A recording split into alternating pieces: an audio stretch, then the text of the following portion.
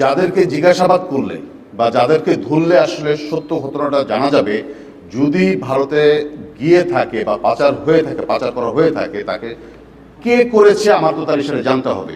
কারণ এই সীমান্তবর্তী এলাকাগুলো এরকম, আপনার পাচারকারীর সহায়তা ছাড়া আপনি কোনোভাবেই ওই পারে যেতে পারবেন না। যেহেতু এটা আমাদের দেশের একটা ইন্টারনাল একটা ঘটনা, আমাদেরকে সতর্ক থাকতে হবে।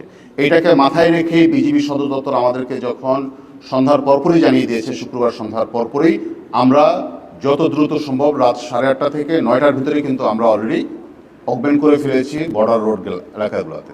স্যান্ডেলিনা সো, রূপচর্চায় আভিজাত্য।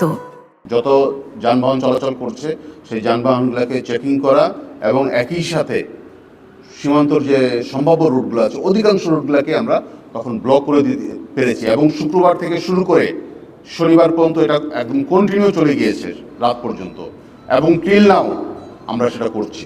কারণ আমরা কোনো কিছুই আমরা কিন্তু সহজভাবে আসলে দেখছি না, যাতে আমাদেরকে ভুল পথে পরিচালিত করে আবার অন্য কোনো ঘটনা যাতে না ঘটে যায়, সেটাও আমরা যাতে না ঘটতে পারি সেটার লক্ষ্যে আমরা কাজ করে যাচ্ছি। অপারেশনটা আরেকটু আগে করতে পারলে ভালো হতো, কারণ পুলিশের মূল টিমটা ঢাকা থেকে যেটা এসেছিল তাদের এই সীমান্তবর্তী এলাকায় পৌঁছাতে দেরি হয়েছিল। 4 জনকে জিজ্ঞাসাবাদের জন্য এসেছিলাম। ফিলিপের শ্বশুর শাশুড়ি, তার স্ত্রী ডেল্টা চিরান, এবং হচ্ছে আরেকজন মানব পাচারকারী হিসাবে এবং বালু ব্যবসার সাথে যারা জড়িত অবৈধভাবে শেরপুর এলাকার, সেই ব্যক্তিকে আমরা নিয়ে আসি। তার নাম হচ্ছে লেং মিনজা, এরকম সামথিং নাম।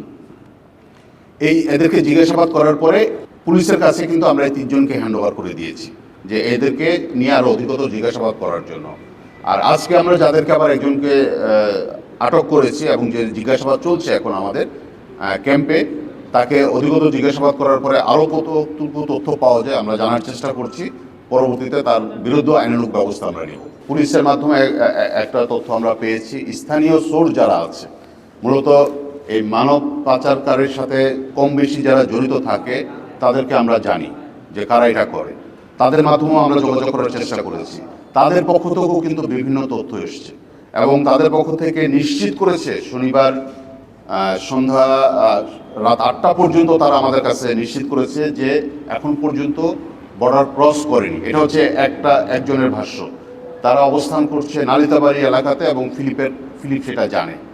এই জন্যই আসলে ফিলিপের কথাটা বারবার এখানে উঠে আসতেছে। আবার এটাকেও আমরা উড়িয়ে দিচ্ছি না যে এখনো আছে, আমরা কাজ করছি, এটা নিয়ে কাজ করছি। এই জন্যই ফিলিপ স্নাল যে ব্যক্তিটা আছে তার প্রসঙ্গটা বারবার উঠে আসতেছে এই একটা কারণে।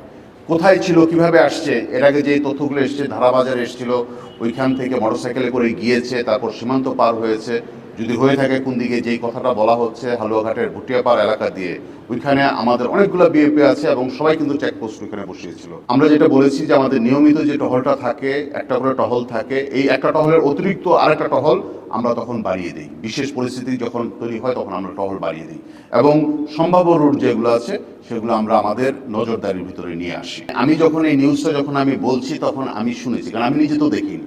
সো আমি শুনেছি কার কাছে, এজ এ সংবাদকর্মী হিসাবে আমার যে সোর্স আছে সীমান্তবর্তী এলাকায় তার কাছে শুনেছি। সেও কিন্তু পাচার করেনি, সে শুনেছে আরেকজনের কাছে। আর আমরা বিজিবি অনগ্রাউন্ডে, আমি নিজেই অনগ্রাউন্ডে ছিলাম। শনিবার বিকেল 4টা থেকে শুরু করে ভোর 5টা পর্যন্ত কিন্তু আমি নিজেই নালিতাবাড়ি এলাকাতে আমি নিজে অবস্থান করছি। আমার সাথে পুলিশ এসে যোগ দিয়েছে রাত 12টার দিকে। সো আমরা এটা নিয়ে কিন্তু কাজ করছি। সো আমরা অনগ্রাউন্ডে যেটা দেখছি। আর আরেকটা হচ্ছে যে সোর্স এই একজনের কাছ থেকে শুনছে, এই জন্যই তথ্যের ফারাকটা আসলে তৈরি হচ্ছে। এই জন্যই আমরা বারবার বলছি যে কোনো কিছু কিন্তু নিশ্চিত না। পুলিশও কিন্তু একই কথা বলছে, বিজিবি একই কথা বলছে, আমরা কেউ কিন্তু নিশ্চিত না এখনো। এখন যাদেরকে জিজ্ঞাসাবাদ করলে বা যাদেরকে ধরলে আসলে সত্য ঘটনাটা জানা যাবে, যদি ভারতে গিয়ে থাকে বা পাচার করা হয়ে থাকে, তাকে কে করেছে আমার তো তার সেটা জানতে হবে। কারণ এই সীমান্তবর্তী এলাকাগুলো এরকম, আপনার পাচারকারীর সহায়তা ছাড়া আপনি কোনোভাবেই ওই পারে যেতে পারবেন না।